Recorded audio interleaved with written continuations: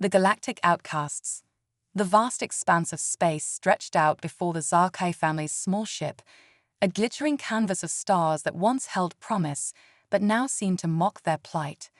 Zira, the matriarch of the family, stood at the helm, her bioluminescent skin pulsing with a dull blue glow that betrayed her worry. Her mate, Kale, sat nearby, monitoring the ship's dwindling resources with growing concern. Their children, Lyra and Tam, huddled together in the small living quarters, their own skin flickering with a mix of fear and excitement. The family had been traveling for what felt like an eternity, searching for a place to call home in a galaxy that seemed determined to reject them. The Zarkai were not like other species. Evolved on a world of perpetual twilight, they had developed the ability to manipulate light and energy through their bioluminescent skin. This gift, once celebrated by their people, had become a source of fear and mistrust. As their abilities grew stronger with each generation, the ruling council of their homeworld had deemed them a threat to the natural order. Zira, Kale called out, his voice a melodic hum that carried a note of urgency. The ship's energy reserves are down to 15%. We need to find a place to land and recharge soon, or we'll be adrift in open space. Zura's tendrils writhed in frustration, casting dancing shadows across the ship's interior. I know, my love, but every inhabited world we've approached has turned us away. They see our light and assume we bring destruction. As if to emphasize her point, a distant planet came into view on their scanners. It was a lush green world that seemed perfect for their needs. But as they approached, a fleet of ships rose to meet them, weapons charged. Unidentified vessel, a harsh voice crackled over their comm system. You are not welcome here. Leave immediately or face destruction. With a heavy heart, Zira altered their course, guiding their ship away from yet another potential sanctuary. She could feel the despair radiating from her family, their collective bioluminescence dimming in response to their emotions. Lyra, their eldest child, approached the helm, her young face set with determination. Mother, father, why do they fear us so? We've done nothing wrong. Kale reached out, gently stroking his daughter's head tendrils. Fear of the unknown is a powerful force, little one. Our abilities are beyond their understanding, and what they don't understand, they often seek to destroy. Tam, the youngest sibling, joined them, his skin pulsing with a warm, comforting light. But we can do so much good. Remember how we used to help the crops grow back home? Or how we could heal the sick with our light? Zira smiled at her children's innocence, even as her heart ached for the life they had left behind. You're right, Tam. Our gifts are meant to nurture and protect, but not everyone sees it that way. Some believe that power, no matter its intention, is a threat. As the family talked, reminiscing about their lost home and speculating about their uncertain future, a loud alarm suddenly blared through the ship. Kale rushed to the control panel, his skin flashing with urgent patterns. The main drive is failing, he announced, his voice tight with worry. We pushed it too hard trying to escape that last planet. We have maybe an hour of power left before we're dead in space. Panic threatened to overwhelm them, but Zira refused to give in to despair. She had brought her family this far. She would not fail them now. There must be something we can do. Kale, scan for any nearby systems. Maybe there's an uninhabited planet where we can land and make repairs. Kale's fingers danced over the controls, his bioluminescence heightened by the intensity of his focus. After a few tense moments, he shook his head. There's nothing within range that we can reach with our remaining power.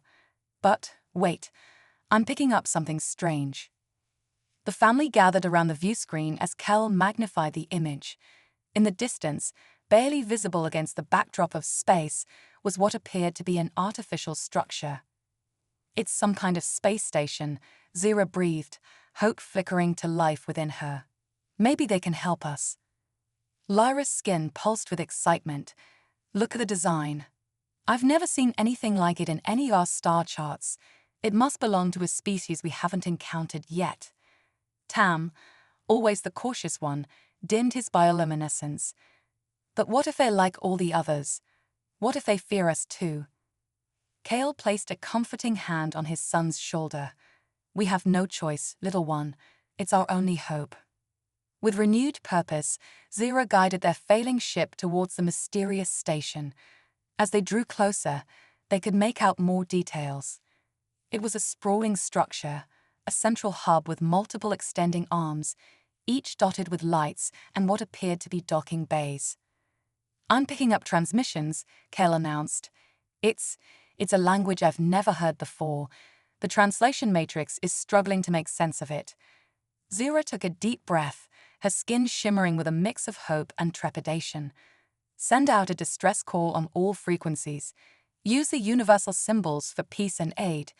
Maybe, just maybe, whoever inhabits that station will see past our differences and offer us the help we so desperately need."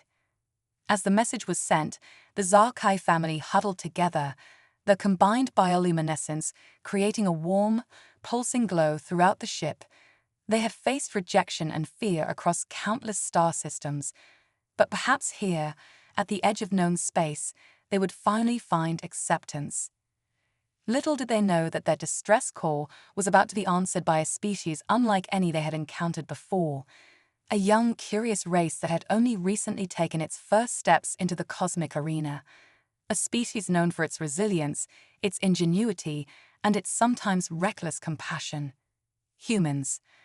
As the Zarkai ship drifted closer to the station, its power fading with each passing moment, a new chapter in galactic history was about to unfold.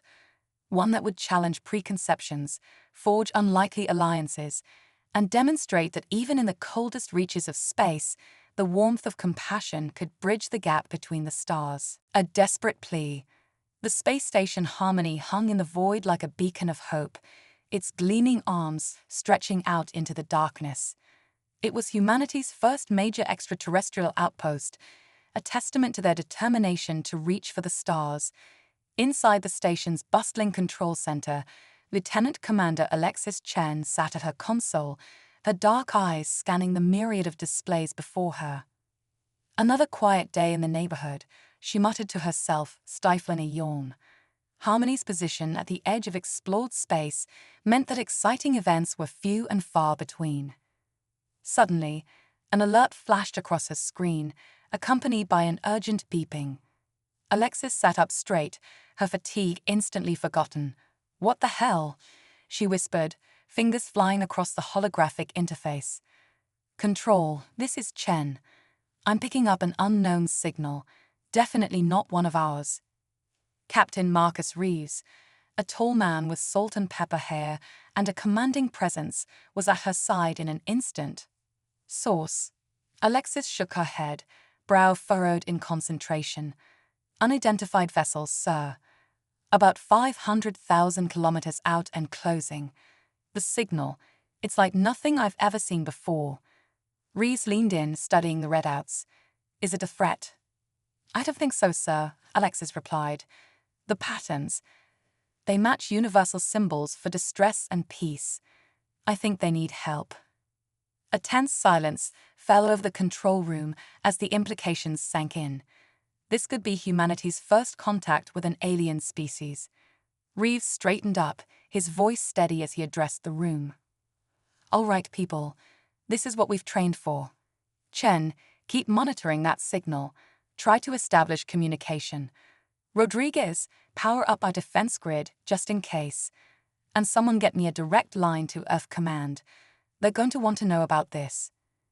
As the control room burst into activity, Alexis focused on deciphering the alien transmission. The more she studied it, the more fascinated she became.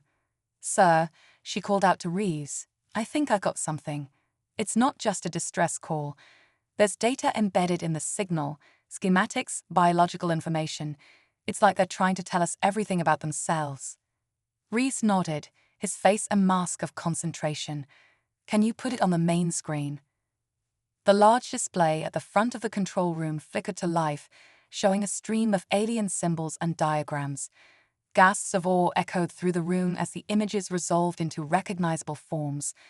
A ship design unlike anything they'd seen before, and beings that glowed with internal light.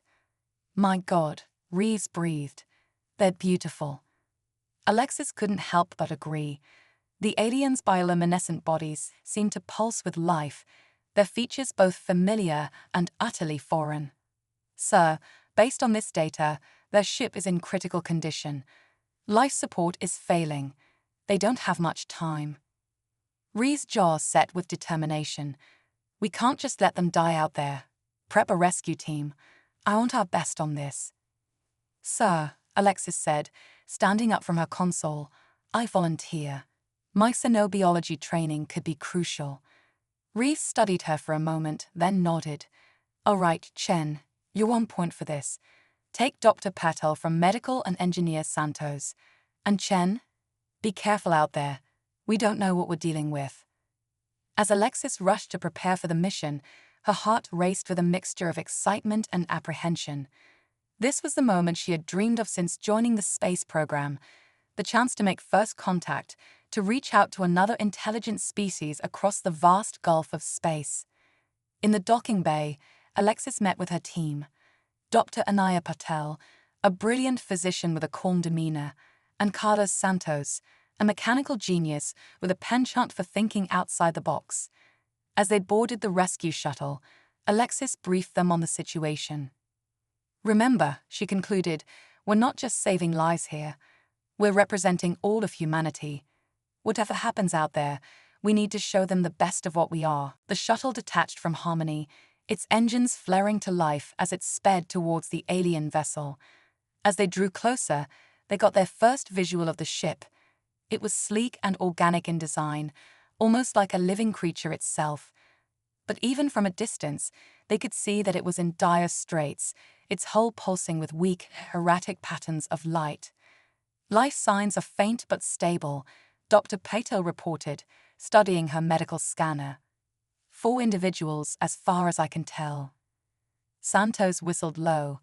Look at the energy readings from that ship. It's like nothing I've ever seen. If we could harness that kind of power. Focus, Carlos. Alexis chided gently. Let's save them first, then we can geek out over their tech. As they maneuvered alongside the alien vessel, Alexis opened a channel. This is Lieutenant Commander Alexis Chen of the Earth Station Harmony. We've received your distress call and are here to help. Please respond if you can understand us. For a long moment, there was nothing but static. Then, a voice came through, melodic, almost musical, but unmistakably filled with relief. Greetings, humans of Harmony. We are the Zarkei. We didn't think anyone would come. Alexis felt a lump form in her throat at the raw emotion in the alien's voice. We're here now, she said softly, and we're going to get you out of there. Can you tell me your situation? Our power is almost gone, the voice replied. Life support will fail within minutes. We have children aboard. That last bit hit Alexis hard. Children, not just aliens, but a family. Understood. We're initiating docking procedures now. Hang tight. As Santos worked his magic to link their shuttle with the alien ship, Alexis turned to her team. All right, this is it. Remember your training, but also remember that these are scared, desperate beings who need our help. Let's show them what humanity is all about. With a hiss of equalizing pressure, the airlock opened. Alexis took a deep breath and stepped forward, ready to make history. As she entered the alien ship, she was immediately struck by the ethereal beauty of the interior. Every surface seemed to glow with a soft, pulsing light. And there, huddled together in the ship's main chamber, were the Zarkei. 4 bioluminescent beings, their skin shimmering with patterns of light that seemed to convey their emotions. The 2 smaller ones, the children, Alexis realized, clung to their parents, their glow dimmed with fear. For a moment, humans and aliens stared at each other in wonder. Then Alexis did something that would be remembered in the annals of first contact history.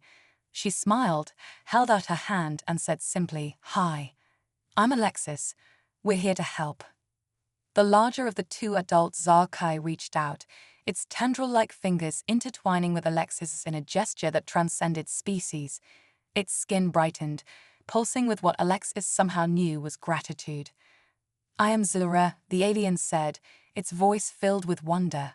You're not afraid of us." Alexis shook her head, her smile widening. "No, we're curious, excited, and maybe a little nervous, but not afraid. Now, let's get you folks out of here and somewhere safe, shall we?" As the rescue team began to help the Zarkai family onto their shuttle, Alexis couldn't help but feel a sense of pride. This, she thought, was humanity at its best, reaching out across the stars to help those in need, regardless of how different they might be. Little did she know that this act of kindness would set in motion a chain of events that would change the course of galactic history forever. First contact and conflict. The journey back to Harmony Station was tense, but filled with an air of cautious optimism. As the shuttle glided through space, Alexis found herself captivated by the Zarkai family. Zira and Kale, the parents, sat close together, their bioluminescent skin pulsing in synchronization. Their children, Lyra and Tam, peered around with wide, curious eyes, their own glow flickering with a mix of fear and excitement. Dr. Purtell was already hard at work, her medical scanner humming as she assessed the alien's condition. "Fascinating," she murmured. "Their biology is unlike anything I've ever seen. The bioluminescence seems to be tied to their vital functions." Santos, meanwhile, couldn't tear his eyes away from the shuttle's readings. "Commander," he called out, "you've got to see this. The energy signature from their bodies, it's off the charts. It's like a living batteries." Alexis nodded, making a mental note. The Zarkai's unique abilities were bound to cause a stir back on the station and on Earth. She just hoped that humanity's curiosity wouldn't override its compassion. As they approached Harmony, Alexis turned to the Zarkai family. "I know this must all be overwhelming for you," she said gently.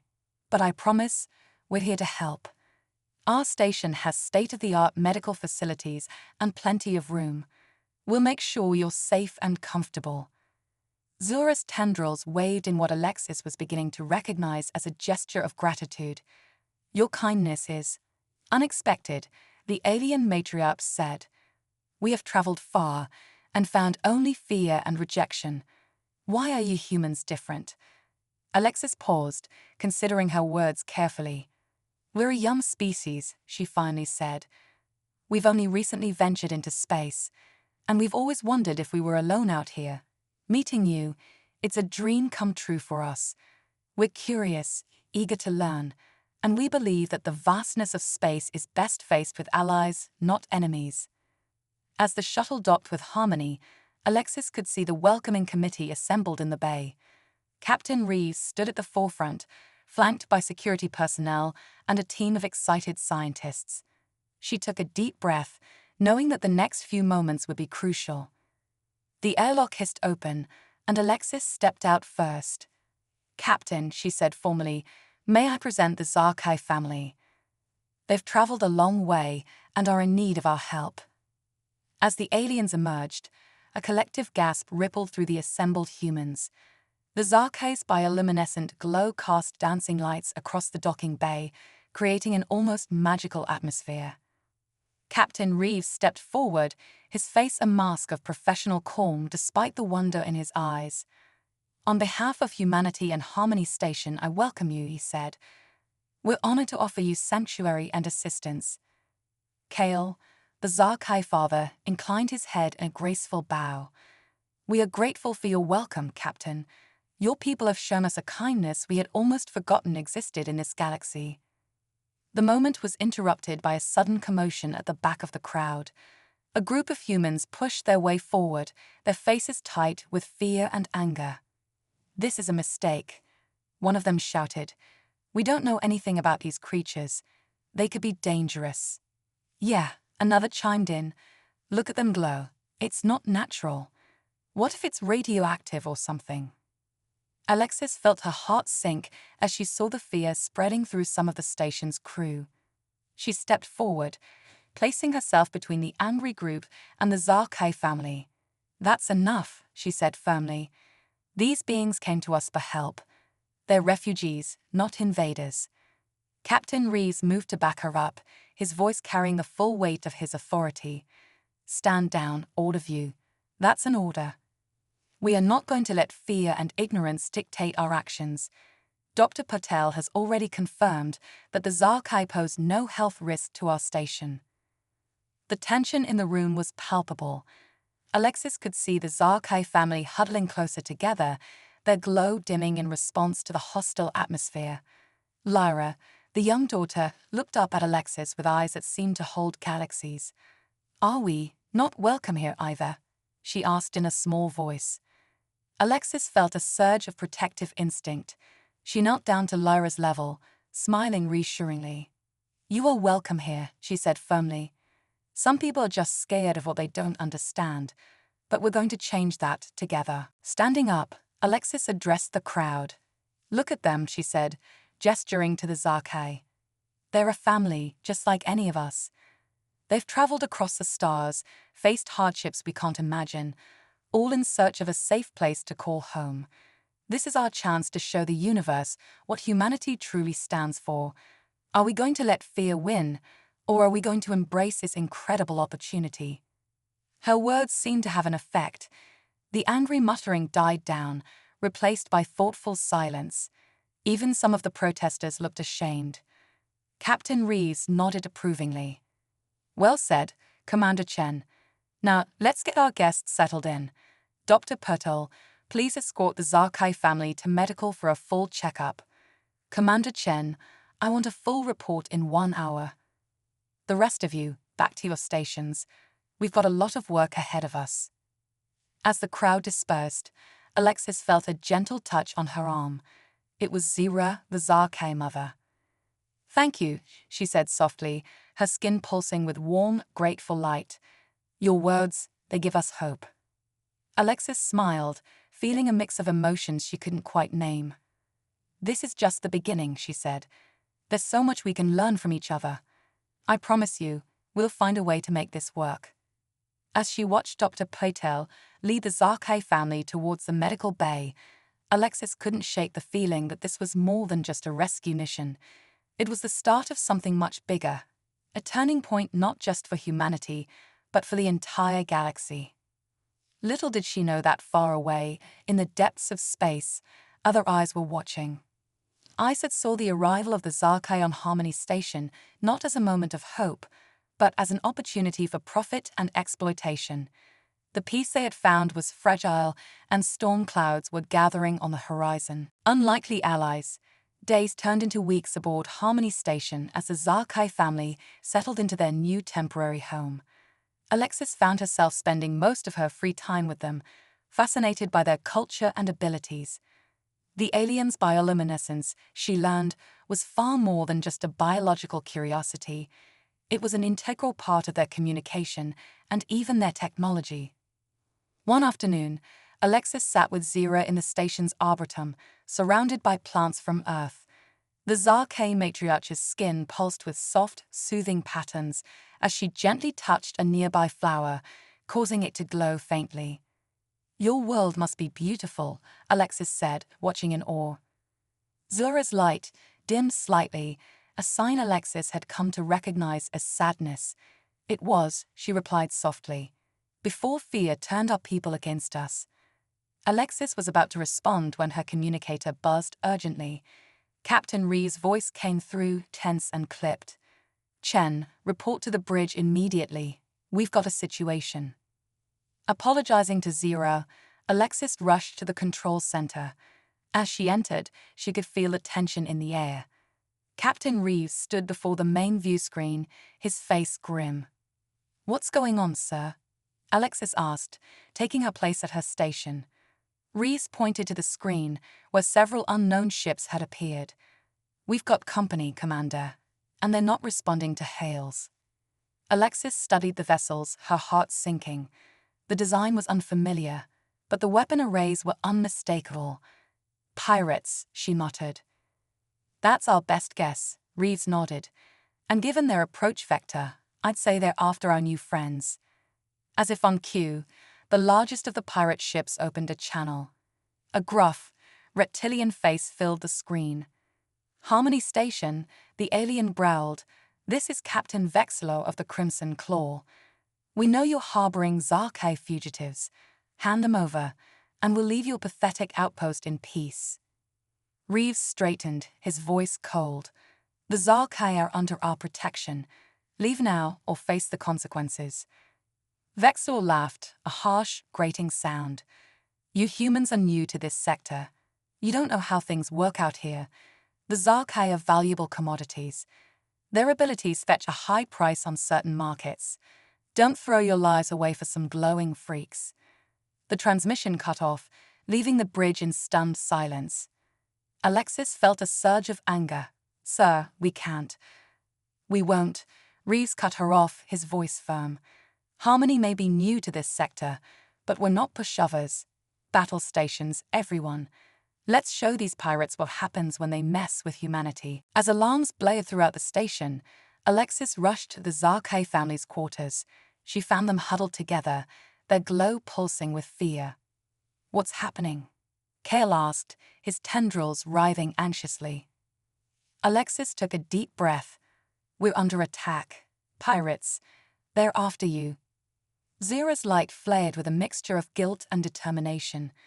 We can't let you fight our battles. We'll turn ourselves over. Absolutely not, Alexis said firmly. You're under our protection now. We don't abandon our friends. She paused, an idea forming. But maybe you can help us fight. Kale tilted his head, curious. How? We're not warriors. Alexis smiled. No, but you have abilities we don't. If we work together, we might just have a chance.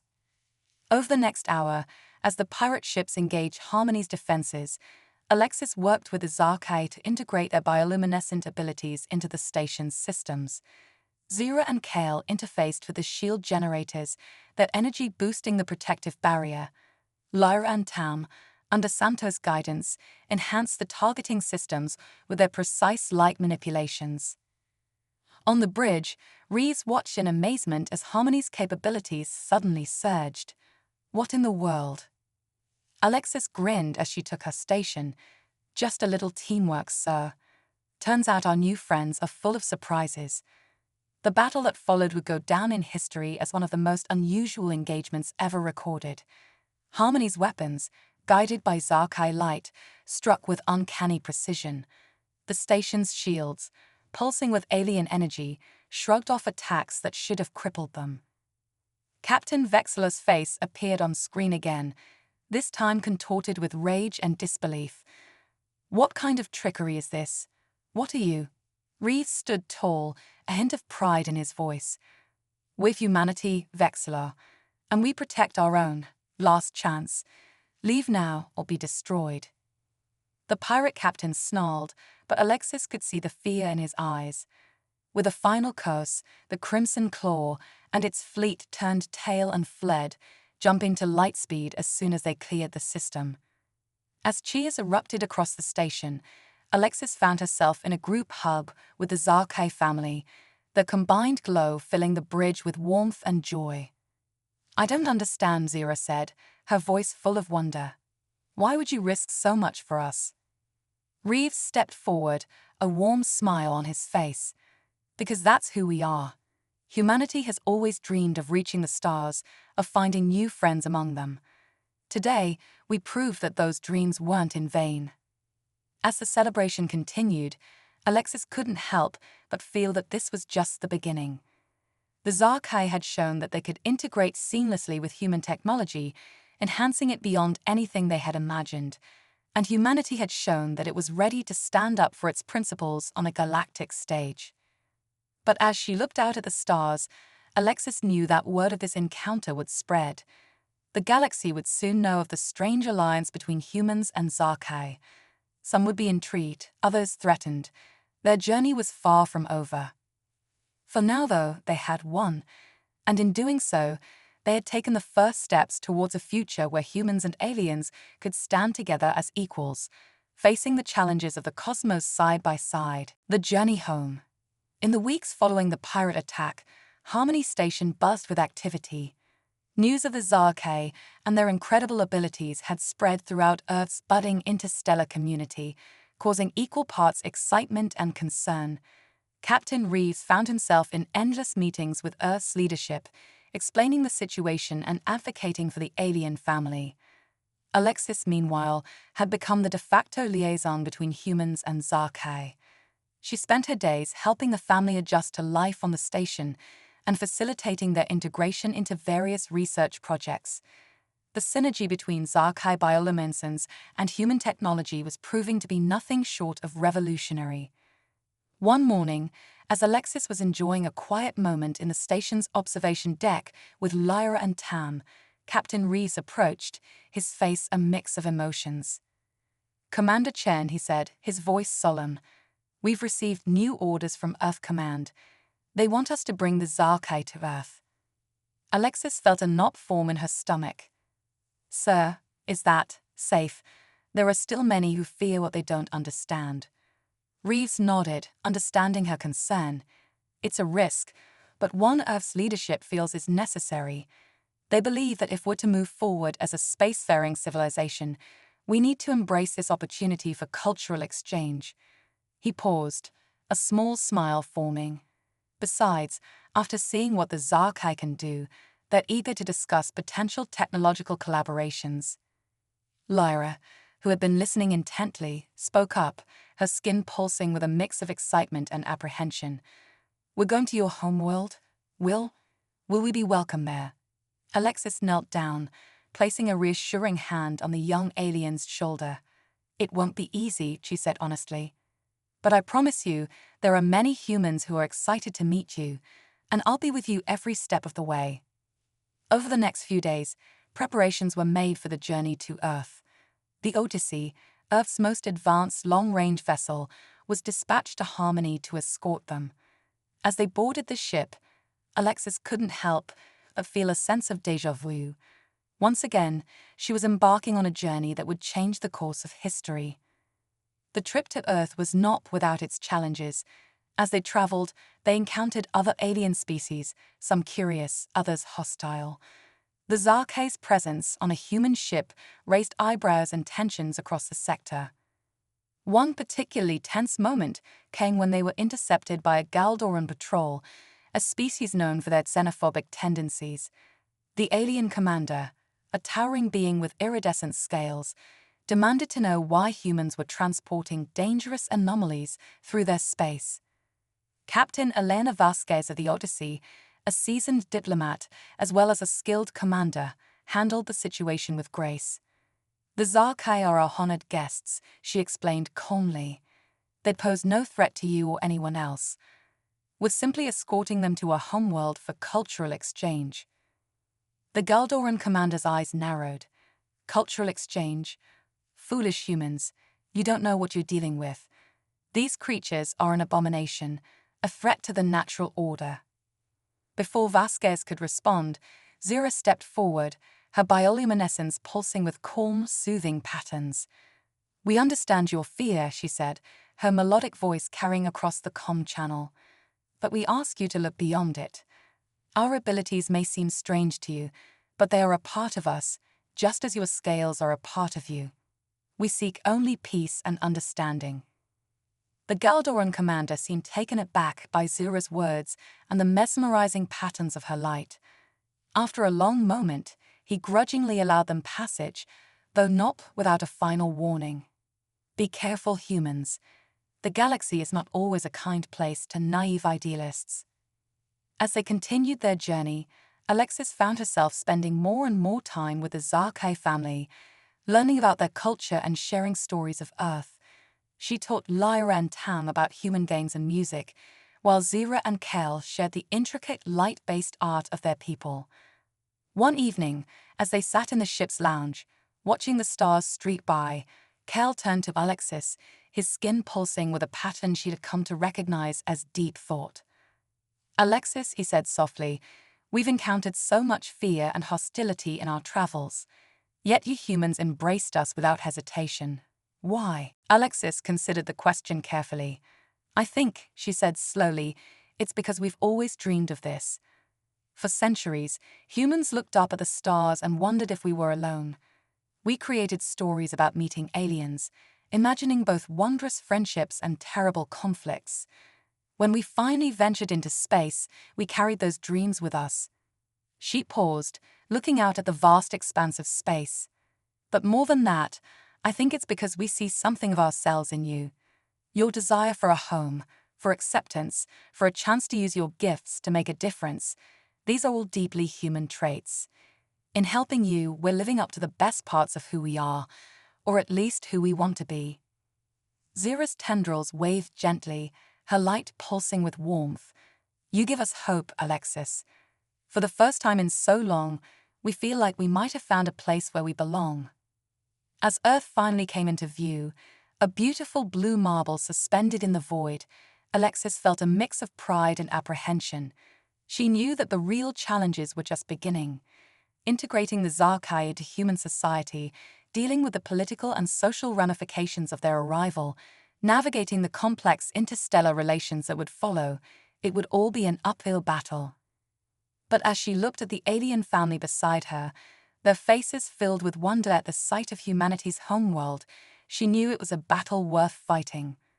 Together, humans and Zarkai would face whatever the future held, their combined light shining as a beacon of hope in the vast, often daunting expanse of the cosmos.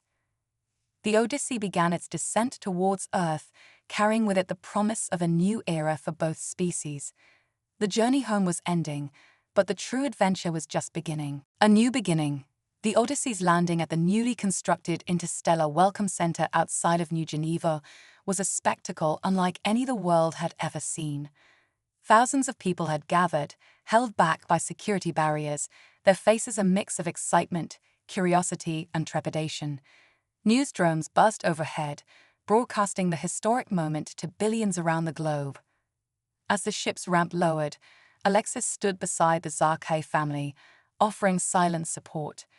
Zira and Kel's bioluminescence pulsed with a kaleidoscope of emotions: hope, fear, wonder. Lyra and Tam clung to their parents, wide-eyed at the sea of unfamiliar faces. "Remember," Alexis said softly, "you're not alone. We're in this together." With a deep breath, they stepped out into the sunlight of Earth. A hush fell over the crowd, followed by a collective gasp of awe. The Zarkai's bioluminescence, reacting to the planet's natural light, created a dazzling display that left even the most skeptical observers breathless. United Earth President Adama Nkrumah stepped forward, his dark face solemn yet kind. "On behalf of humanity," he said, his voice carrying across the hushed gathering, "I welcome you to Earth. Your journey has been long and fraught with danger, but here, we offer you sanctuary and friendship." Zira, in a gesture that would be replayed countless times in the years to come, reached out and took the president's hand. Her light pulsed in a pattern of gratitude and hope that needed no translation. The days and weeks that followed were a whirlwind of activity. The Zarkai were given a specially designed living quarters that mimicked the twilight conditions of their homeworld. Scientists from every field clamored for the chance to study and learn from them. Politicians debated the implications of their presence, while religious leaders grappled with the theological ramifications. But it was in the everyday interactions that the true impact of the Zarkai's arrival was felt. Children were particularly drawn to Lyra and Tam, fascinated by their ability to create intricate light shows. In parks and playgrounds, it became common to see human and Zarkai children playing together, their laughter a universal language.